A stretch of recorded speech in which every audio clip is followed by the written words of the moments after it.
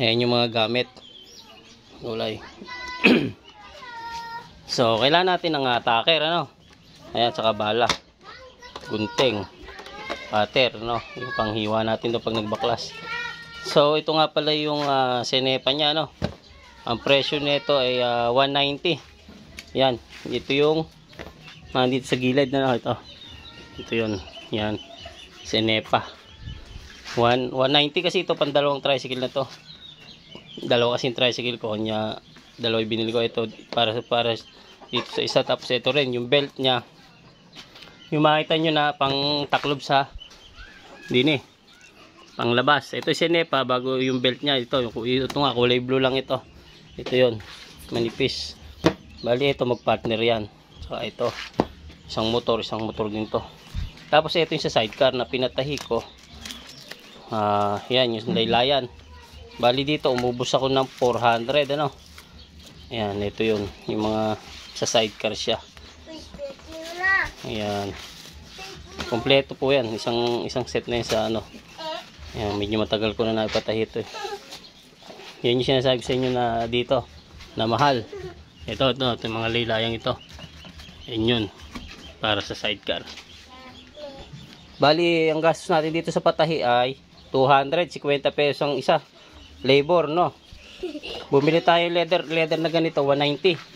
Pang owner, yan, makapal. 190 ang yarda. So bumili ako isang yarda nito. To 190. Isang yarda. Gastos ko sa labor sa patahi 200 dapat. So malaki-laki rin, nabot 390. Ito naman 190 ang isang piraso nito. Ito yata 100. Medyo mataas, ano, gulay. 190, 100, 290 na. Ayan, parehas lang naman yan, 290 ang isang tricycle. Ito 100, mura-mura. Dalawa. Ito yung pinagtatakiran. Ito yun. Yan yun. Madilim dito sa aking area, ano, gawa ng may garahe. Saka ano pa tayo sa liwanag, ano. Yan, siguro din maliwanag yan. Ano nga tayo sa liwanag. Tapos ito, merong goma, katalian ng plastic. Kaya to, yan, kaya kailangan natin bumili ng plastic, no? Plastic tarapal. Ito yun, magulay. Ito yung gugupitin natin ng ganito lapad. Ito, gugupitin siyang panali. Ayan ang lapad, sinlapad ng daliri. Siyang itatali rito, ano.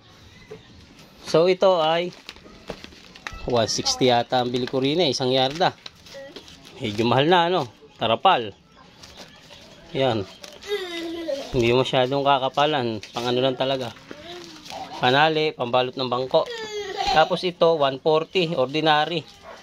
Ito yung pang ilalim natin, no, dito sa ilalim, dito, yan, sa pinakailalim. So sa ibabaw itong tigo 190. Ito nga, itong leather na ito 190 po, isang yarda na ito. Yan. So yan lang materyales. Saka itong foam, kailangan natin ng foam sa gitna. Ayan, para hindi mainit, no. Meron po yung foam. Yan. Bali, ang una ito, yung mumurahin, tigo 140. Iipitin na ito si foam bago ito sa ibabaw. Ayun. So umpisa ko na magulay. Yan. So umpisa ko muna magbaklas, siyempre. Babaklasin ko muna yan. Tapos bago natin i-assemble to.